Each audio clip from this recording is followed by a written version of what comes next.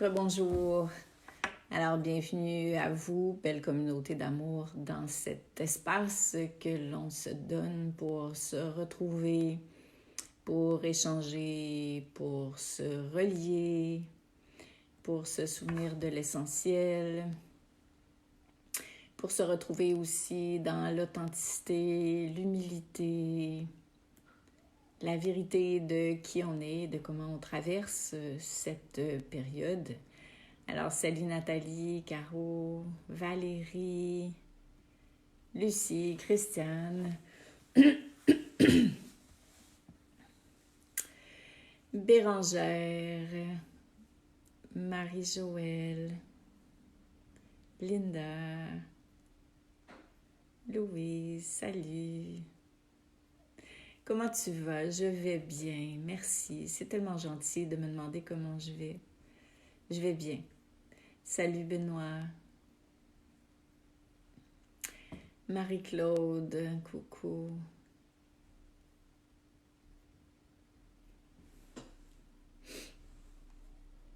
Quelle belle communauté, hein? Francine, salut. Christine, Annick.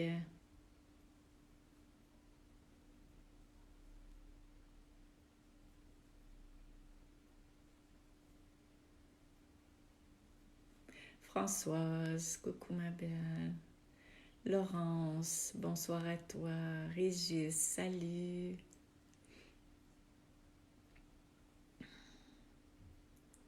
Lucie Lompré, quel privilège, n'est-ce pas? Sandra, salut. Joanne.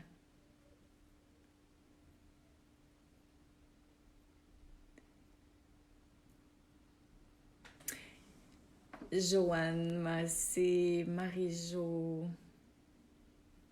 Rachel. Bon, j'arrête bientôt, là.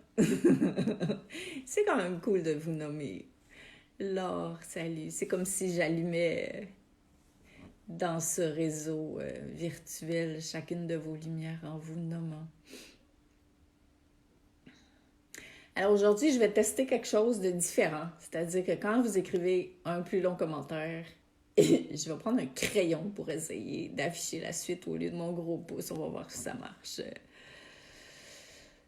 Oui, en effet, Lucie, sacré privilège pour moi aussi, surtout pour moi. Si vous trouvez que c'est un privilège, tant mieux. Ça y est, j'ai réussi, Marie-Jo. Ouais, cool. Christine, résistes-tu bien au fait de ne pas pouvoir marcher ou es-tu comme l'autruche que j'ai envoyée? Ouais, c'est trop mignon, cette autruche. Non, ça va pour le moment. Ça va bien. J'accueille, je transforme, je m'exerce à faire ce que je vous propose. Puis je fais pas semblant que ça va bien, là. Ça va vraiment bien. Sauf que je suis encore sur le décalage de Bali. Moi, je sais pas si c'est comme ça pour celles qui sont revenues en même temps que moi, mais j'arrive pas à m'endormir le soir, puis le matin, des fois, je me réveille à 11h30, je suis complètement déphasée. Mais bon, c'est pas grave. Sylvie, je pense que je t'ai dit bonjour. Alors, vous êtes prêts, les amis? Donc, dans un premier temps, allô Marianique, si vous pensez à quelqu'un à qui ça pourrait faire du bien de se joindre à nous, n'hésitez pas à partager. Plus la famille... en fait, on n'est pas une famille exclusive. C'est un peu ça qui me vient. On est vraiment une famille ouverte sur l'autre. Là, j'arrête de dire bonjour à tout le monde parce que ça n'arrêtera plus, mais... Et si vous ressentez que quelqu'un bénéficierait de nos rencontres, de grâce, proposez-leur de se joindre à nous. C'est vraiment quelque chose qui m'est venu en méditation tout à l'heure. Tu sais, des fois, quand on vit des moments intenses ensemble, comme le voyage à Bali ou des formations, ou qu'on a déjà notre petite famille, on peut avoir envie de se retrouver uniquement dans cette famille-là. Et là, l'objectif, c'est vraiment d'agrandir la famille, de se relier, se rallier, peu importe nos croyances, peu importe notre personnalité, mais vraiment d'aller au-delà de nos différences pour vraiment se retrouver par le cœur. Et ça, à moi toute seule, je ne peux pas le faire parce que vous faites toute partie de cette grande chaîne de lumière-là. Alors bien sûr, comme je le disais d'entrée de jeu dans mon premier live, si certaines personnes que vous invitez ou à qui vous pensez, mais que vous savez que le genre de propos qu'on a ici ensemble est susceptible de les rendre encore plus inconfortables et de les bousculer parce qu'elles ne sont pas prêtes à entendre ça, bien sûr qu'il faut respecter là où est chacun et personne d'entre nous a la vérité. Mais osons proposer, osons tendre la main et laisser chacun choisir de ce qu'il a besoin d'entendre et de la manière dont il veut l'entendre. Donc, c'était mon introduction. Alors, aujourd'hui, on va parler des pensées. Et des pensées qui sont directement reliées avec les émotions. En cette période actuelle, je dirais que s'il y a un moment où le mental s'agite ou a envie de s'agiter, c'est bien maintenant, c'est bien aujourd'hui et il peut s'agiter de différentes façons et c'est important de savoir comment il fonctionne le mental parce que si on ne comprend pas que c'est lui qui s'exprime à travers nous, ben, on ne pourra pas le maîtriser. Donc, le mental, la tête, les fonctions cognitives, ce à quoi ça sert et la manière dont ça fonctionne, c'est que la tête analyse, la tête interprète, la tête compare, veut prévoir, essaye de faire des liens, s'inquiète, juge. Donc ça, c'est notre mental qui fait ça. C'est pas nous. C'est cette part de nous qui s'active parce que c'est son rôle.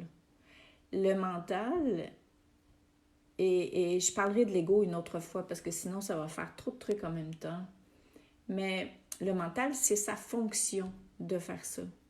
C'est pour ça que c'est important de ne pas le renier quand on le voit s'exprimer à l'intérieur de soi, mais plus de le reconnaître et d'apprendre à le reconnaître parce que pour un très grand nombre d'êtres humains, longtemps on a pensé qu'on était ce qu'on pensait. Longtemps on a cru tout ce qu'on pensait et peut-être même encore. Et ce qu'on pense, c'est uniquement ce qu'on pense. Et regardez le nombre de fois où on dit « moi je pense que ». c'est débile le truc, hein? Combien de fois par jour on dit « moi je pense que ». Je pense qu'il faudrait. Je pense, ou on pense pour les autres. Et ça, c'est tellement, tellement, tellement fréquent. Je pense qu'elle a voulu dire ça.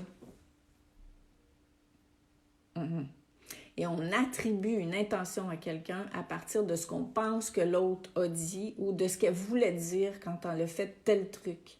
Et là, le mental embarque dans une interprétation de ce qu'on pense que quelqu'un a voulu penser. C'est incroyable. Ça, c'est plus contagieux qu'un virus. Et vraiment, le mental peut générer tellement de pensées, tellement d'émotions, tellement de réactions. Ce qu'on pensait hier, c'est pas nécessairement ce qu'on pense aujourd'hui, parce que ça évolue. Donc, imaginez-vous quand on est en train de penser à la place de l'autre, on a de la misère à penser pour soi-même, et là, on se met à penser pour quelqu'un d'autre. C'est pas grave. Mais l'idée, c'est d'en être conscient.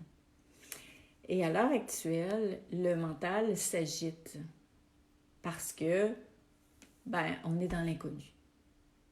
Parce que ce qui se passe, c'est plus grand que nous. Parce qu'on aimerait être rassuré de l'extérieur. Parce que on aspire à être en paix. Parce que l'humain a envie d'être tranquille, d'avoir une vie confortable. L'humain oublie qu'il est sur Terre pour avancer, en partie. Et que le seul endroit où il peut trouver la paix, c'est en lui. Donc, si on revient aux pensées, puis vous pouvez, si vous avez le goût, me nommer des expressions de votre mental à l'heure actuelle. Comment votre mental répond à ce qui est en train de se passer? Qu'est-ce qui vous dit dans votre tête? Et c'est intéressant aussi, au même titre que ce que je vous proposais hier, de devenir témoin de votre mental. Parce que plus vous êtes témoin de l'expression de votre mental, de vos pensées, plus vous devenez présent à vous-même, plus votre conscience, la partie de vous qui est votre âme, qui est consciente, qui est allumée, qui est connectée avec l'intelligence divine, se réveille. Alors, encore une fois, vous œuvrez à renforcer le muscle de votre conscience simplement en étant témoin de vos pensées. Mais imaginez-vous que, ou rappelez-vous à quel point c'est un défi pour nous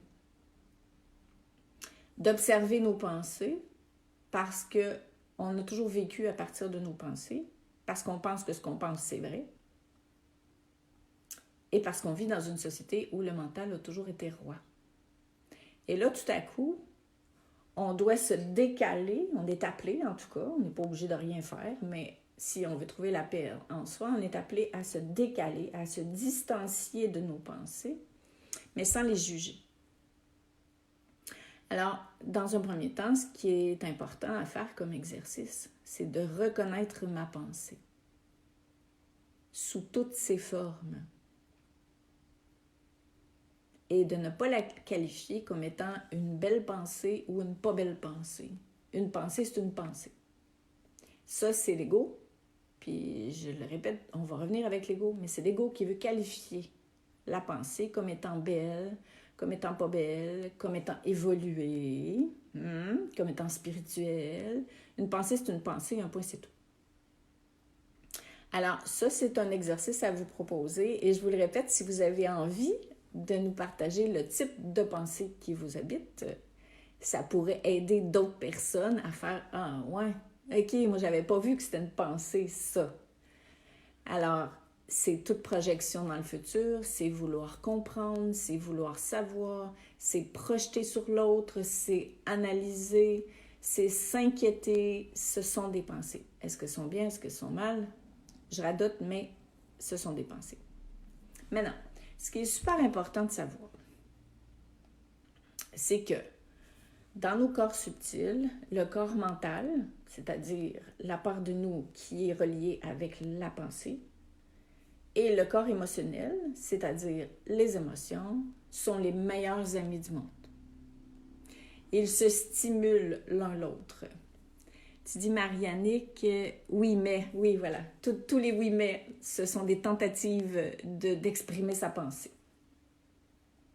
Alors, le corps émotionnel, le corps mental, donc, pour faire simple, la tête, les émotions, c'est deux super grands amis.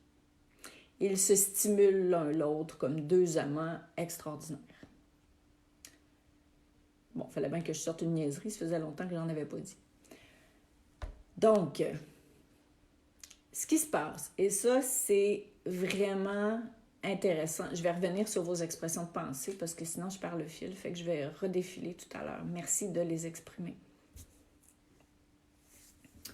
Ce qui est vraiment important, c'est que vous puissiez prendre conscience, avec votre conscience, de ce lien de la pensée et de l'émotion.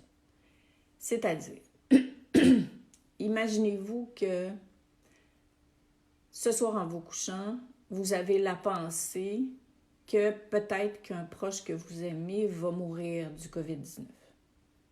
C'est une pensée. Et là, tout de suite, vous allez avoir une émotion.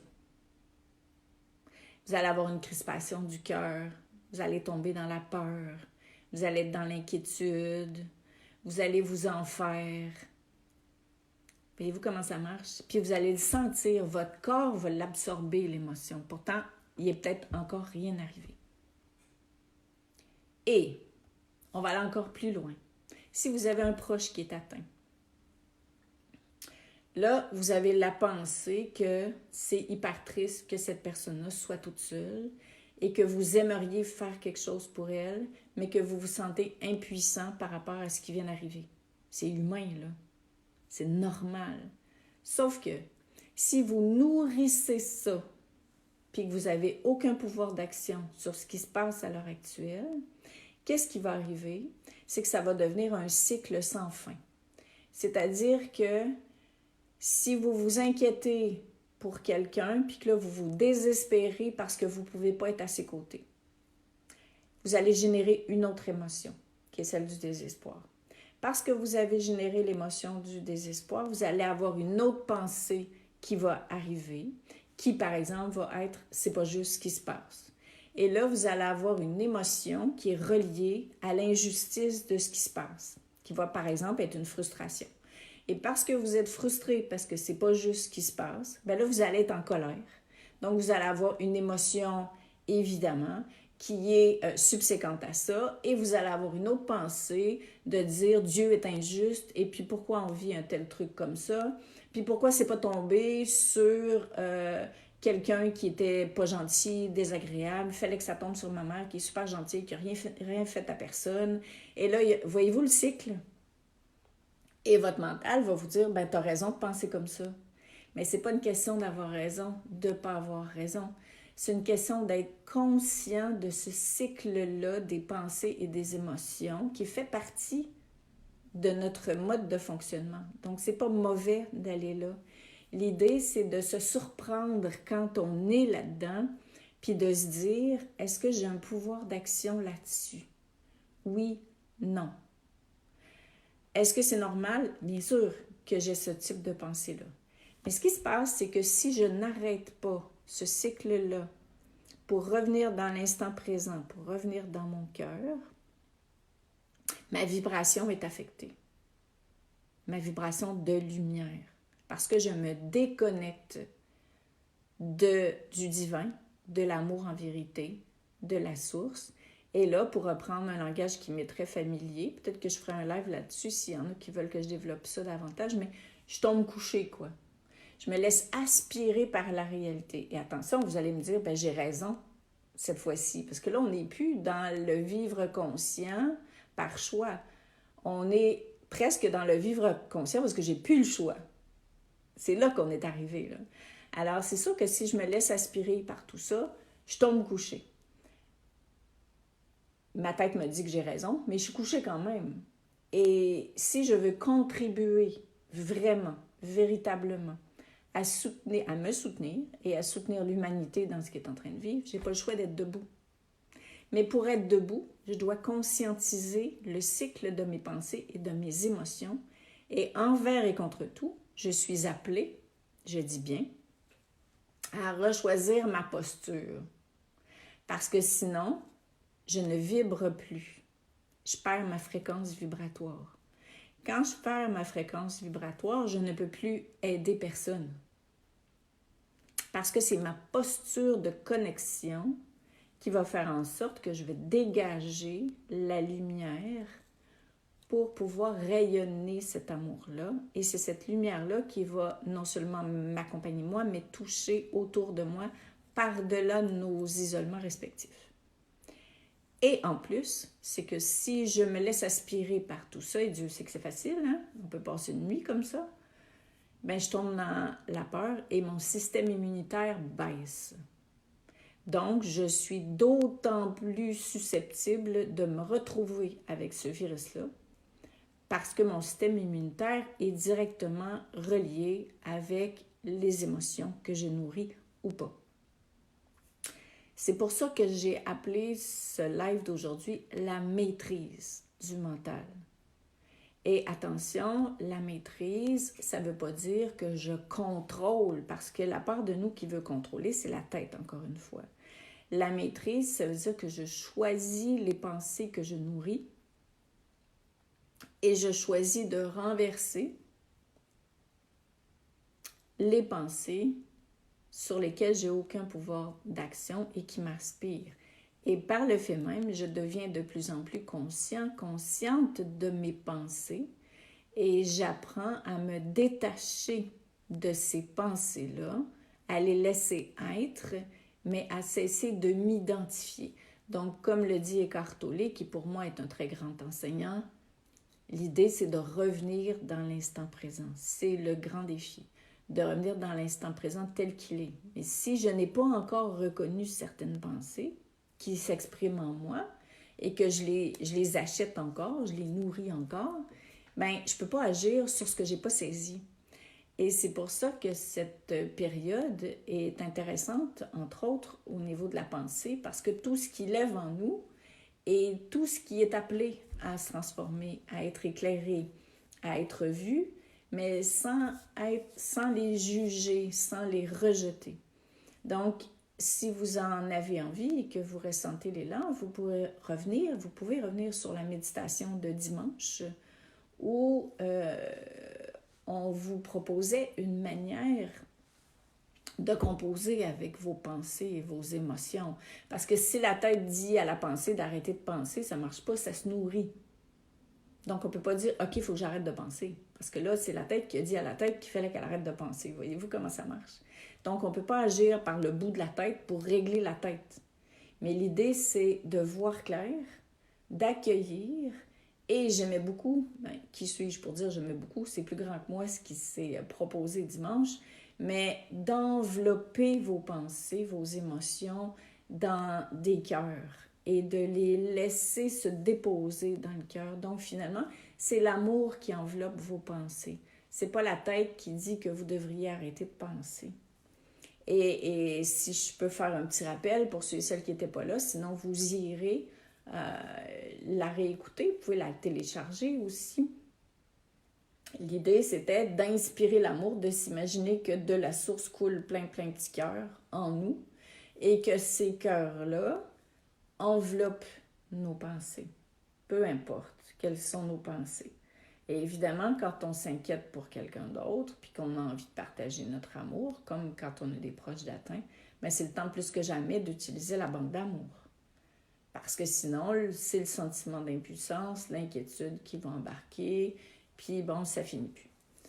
Alors, c'est ce dont je voulais vous parler aujourd'hui. On n'aura jamais fini d'en parler parce qu'on aura toujours des pensées. Donc, il faut arrêter de penser qu'un jour, on ne pensera plus. Il faut juste apprendre, quand on est prêt, à faire quelque chose avec nos pensées, à les aimer, à les accueillir, à reconnaître que notre mental, il fait du mieux qu'il peut là-dedans, là. Puis que comme il a toujours été le maître dans notre maison intérieure, ben c'est normal que c'est lui qui arrive en premier. Alors, on ne peut pas juger le fait qu'on soit en train de penser. Et il y a certaines pensées aussi qui sont réveillées par des blessures profondes. Et il y en a une, évidemment, qui me revient régulièrement dans ces jours. Peut-être que je vous en parlerai à un moment donné, mais de se laisser envelopper, bercer, de permettre à l'amour de décristalliser. Je ne vois pas d'autres possibilités. Quand je disais l'amour peut tout, l'amour guérit tout, on est en plein dedans. Avant de vous lire, juste vous dire que demain, le live, ça sera sur la foi, la vraie foi. C'est directement relié avec ce que je vous partage. Et après-demain, on fera une méditation ensemble sur trouver un espace de paix à l'intérieur de soi. Donc là, ça y est, je vous lis. Alors,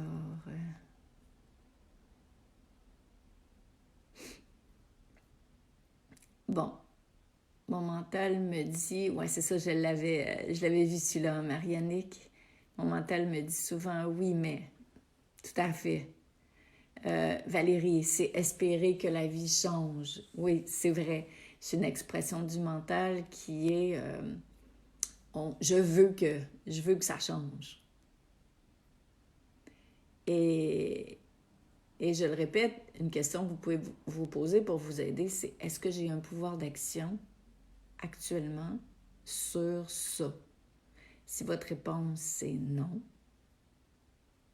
ben, permettez à l'amour d'envelopper ce désir que ça change et reconnaissez que c'est votre belle tête, votre mental qui voudrait que les choses soient différentes pour que vous soyez bien aujourd'hui.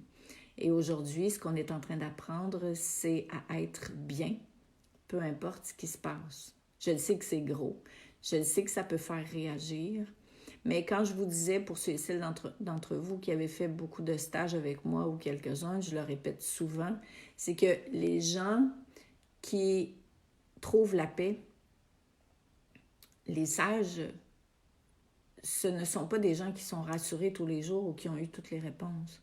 Ce sont des gens qui acceptent d'être puis d'avancer sans savoir. Et là, ben, la vie fait appel aux sages en chacun d'entre vous. C'est cute ce que je viens de dire là. Puis c'est tellement vrai. Parce que en vous, en toutes, tous et toutes d'entre vous, se trouve un sage, une sage. Et ce sage-là, c'est exactement comment être à l'heure actuelle. L'idée, c'est de déblayer le chemin pour enlever ce qui vous éloigne, illuminer, éclairer, apaiser ce qui vous éloigne du sage à l'intérieur de vous. Il n'y a personne qui n'est pas doté de cette sagesse-là. Mais il faut faire du ménage pour la retrouver. Puis plus que jamais, il faut choisir. Mais avant de choisir, je répète, il faut voir. Donc, c'est important. Isor, tu dis, une pensée courante chez moi, je ne le mérite pas. Tellement. Et j'en ai parlé hier, puis je pense que c'est quand même une grosse croyance à décristalliser, de croire qu'on ne mérite pas ça. Puis en même temps, c'est normal qu'on ait ce genre de pensée-là. Parce que on est venu récupérer notre dignité d'être. On est venu récupérer ce qu'on est déjà. Parce que dans d'autres vies, on a aussi oublié qui nous étions. Et là, dans celle-ci, on s'est dit, cette fois-là, je ne passerai pas à côté. Puis, c'est un peu ça. Donc, on a choisi en homme de vivre cette époque-ci. On a choisi d'y contribuer. Et en le faisant avec tout notre cœur envers et contre tout, c'est ça qu'on va faire. C'est qu'on va récupérer notre sagesse sans avoir honte, sans avoir peur. Simplement parce qu'on sait que c'est la seule manière de s'élever et de contribuer justement à guérir la terre, à faire de notre monde un monde meilleur. Donc c'est gros ce qui se passe là, c'est merveilleux en même temps. Quand on choisit de le voir comme ça. Nadège, tu dis j'aime bien tes niaiseries. Ouais, je pense que je suis faite comme ça, quoi. Je m'accepte tel que je suis aujourd'hui, je peux pas faire autrement. On m'a reproché dernièrement d'avoir ri pendant ou de poster des trucs rigolos pendant un moment triste, mais je reviendrai sur l'importance de la joie d'être. Je crois que c'est vraiment important. Marie-Jo, mon mental se demande ce que je peux faire à l'avenir pour être encore plus utile. Très intéressant. Et ça, c'est la tête. Qu'est-ce que je peux faire à l'avenir? Et l'instant présent, maintenant. Et si tu veux, si vous voulez, remplaçons tous les « qu'est-ce que je peux faire » comme « comment puis-je être ». Parce que c'est l'être qui va précéder, qui va prioriser tous les faire. Alors, le cœur va arriver en premier. C'est une image que j'ai déjà donnée, mais il me semble qu'elle est encore plus intéressante. C'est quand vous êtes chez vous, c'est votre cœur qui vous précède. Et après, c'est vous qui arrivez. Donc, c'est pour ça que c'est important de ne pas renier le mental, parce que le cœur va réapprendre à prendre sa première place si vous le choisissez. Et là, ce que vos pensées, vos expertises, vos identités vont le suivre. Donc, on est en chemin vers ça. Alors, quand vous vous surprenez à vouloir faire, à penser à comment on peut être encore plus utile demain, souvenez-vous, écrivez-vous des post-it dans la salle de bain partout dans votre maison. Comme vous êtes confiné, ben là, vous allez les voir plus souvent. Pour faire comme « Ah oui, c'est vrai. Ah oui, d'accord. » C'est comme on a besoin de rappel pour se reconditionner autrement. Alors, Marie-Joëlle, tu dis, oui, je pense, comment aider à l'éveil de mes proches. Et ça, vouloir que l'autre s'éveille. Par souci, évidemment, que l'autre touche à quelque chose de beau et de grand pendant cette période-là. C'est vouloir à la place de l'autre, même si l'intention est super bonne. Et la meilleure façon de contribuer à une ouverture spirituelle, c'est d'être. Alors, une question qu'on peut se poser, c'est quelle est la part de moi qui voudrait que l'autre s'éveille? C'est ma tête, clairement. On peut penser que c'est mon cœur, mais c'est ma tête. Parce qu'à partir du moment où je veux que l'autre s'éveille, c'est que j'oublie que l'autre est déjà connecté à la source. Et que tous les êtres humains sur Terre ont leur libre arbitre et que le moment d'éveil de chacun est relié directement à son plan de vie. Et que si je veux trop rapidement pour l'autre, je risque de créer de la résistance parce que ce n'était pas le bon moment pour l'autre. Et peut-être que certains humains dans cette vie-ci vont choisir de ne pas vivre à partir du cœur, puis c'est correct. Ils le feront dans la prochaine vie.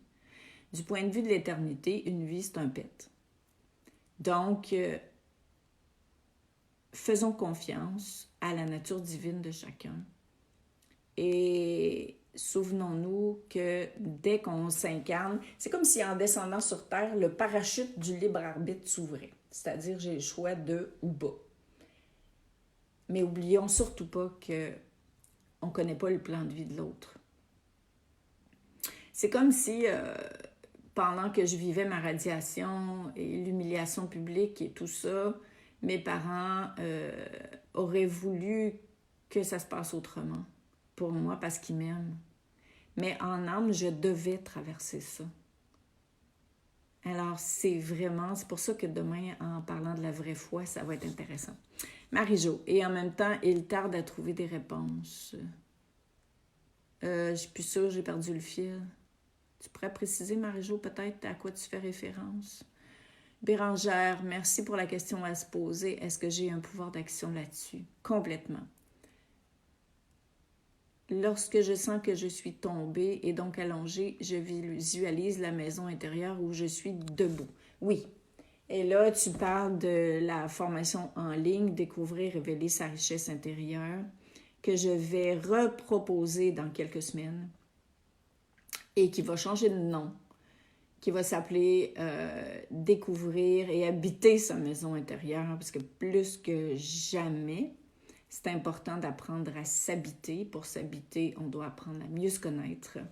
Alors, je vous tiendrai au courant de ça et je donnerai des moyens, évidemment, de faciliter les paiements, mais quelle période pour investir en soi, pour traverser la tête haute et les pieds bien ancrés, ce chemin-là, et ensuite pour se renforcer, pour continuer de vivre nos vies et de partager. Donc, Louise, cette méditation est vraiment aidante et oui, tellement, c'est hyper apaisant. Isa, wahou, t'es mignonne. Lucie, j'adore le sujet de la foi, elle peut soulever des montagnes, tout à fait. Sylvie, j'ai des frissons, je vibre. Contente. Ça veut dire que tu fais partie de cette belle famille d'amour. Et attention, toutes les familles sont reliées, hein? C'est pas parce que certains sont en lien avec une autre famille qui sont pas reliés avec nous. Avez-vous remarqué que les messages qui passent actuellement, c'est à peu près toutes les mêmes? On pourrait même nous accuser de se copier, même si on s'écoute pas. Mais c'est parce que l'intelligence divine sait que là, c'est le temps de parler de ce genre de trucs-là. Et à chacun, sa spécialité, entre guillemets. En ce qui me concerne, c'est que je suis là pour vous accompagner, m'accompagner moi-même, évidemment, par le fait même, à faire de la spiritualité une occasion de se transformer ici, maintenant, et d'être guidé pour faciliter nos chemins de vie. Ça, c'est mon truc à moi. Et il y en a qui en ont d'autres, mais on est toutes reliées. Il n'y en a plus de séparation. Françoise, c'est l'amour qui nous a outillés des pensées, qui nous a outillés des pensées, nous sommes juste invités à les aimer si possible. Les accueillir telles qu'elles sont, sans les interpréter, sans les juger, sans se dévaloriser. Puis, il y a peut-être 2-3 jours où ça va bien aller, vous allez pas avoir des pensées qui vont vous tirer vers le bas. Puis la 4e journée, vous allez avoir genre 12 000 pensées qui vont vous empêcher de dormir. Accueillez, la vie, c'est comme ça. L'idée de vouloir arriver quelque part, là, c'est fini ça. Catherine s'est dit, c'est la foi. Oui, la foi, c'est tellement important. On en parle demain. Lucie Parisien, à apprendre à être bien au Canada malgré le confinement. Ma tête veut rester à Bali. C'était le paradis. En effet, c'est ta tête, ma belle Lucie. L'idée, c'est d'être bien à l'intérieur de soi. Parce que notre vraie maison, elle est dans le cœur. Et quand on a appris à vivre dans sa maison intérieure, on trimballe sa maison partout. Je ne sais pas si c'est français, vous utilisez cette expression-là, mais je pense que vous avez compris ce que je veux dire. C'est qu'on se promène partout dans le monde avec notre maison. Donc, quand on s'identifie à un endroit pour être bien, c'est qu'on a oublié que l'endroit principal pour être bien, c'est dans son cœur. Et c'est à ça, entre autres, que sert le confinement actuel. Merci de l'avoir partagé parce que ça m'a permis d'en parler. Daniel, marcher le chemin, tout à fait. Faire confiance à la vie, oui. Mes pensées ont souvent tendance à me dévaloriser. Oh, palais, oui. Et tellement parce qu'on est ici pour grandir en amour. Et Dieu sait que la personne avec laquelle on est souvent la moins gentille, c'est avec nous-mêmes, n'est-ce pas? Frédéric, salut. Marie, ma pensée, c'est la peur. Peur de ne pas être correct, peur de parler trop fort, peur de faire rire de moi, etc. C'est vrai, hein? C'est comme si on est en contraction intérieure parce que justement, comme j'en ai parlé dans un live il y a quelques jours, on a appris à vivre à partir de l'extérieur. Et plus on va se relier à plus grand que soi, plus ces peurs-là vont se détendre. C'est un mot qui vient de m'être inspiré et merci de me l'avoir inspiré parce que moi aussi, je suis en train d'en rencontrer. Alors, c'est pas de ne plus jamais en avoir, mais c'est que les peurs se détendent. Alors, merci Lynn pour l'éclairage que tu apportes, ça me fait super plaisir. Bonsoir, j'ai pas saisi Marie-Jo. Lucie, en étant au niveau de l'être, notre attrait, nos vibrations peuvent aider l'autre, mais c'est son choix. Complètement.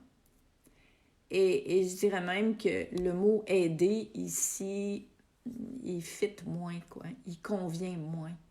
On est beaucoup plus dans le rayonnement de la vibration d'amour. Parce que le cœur n'a jamais l'intention d'aider. Le cœur est. Le cœur vibre. Le cœur aime. C'est encore nous, l'humain, qui veut aider.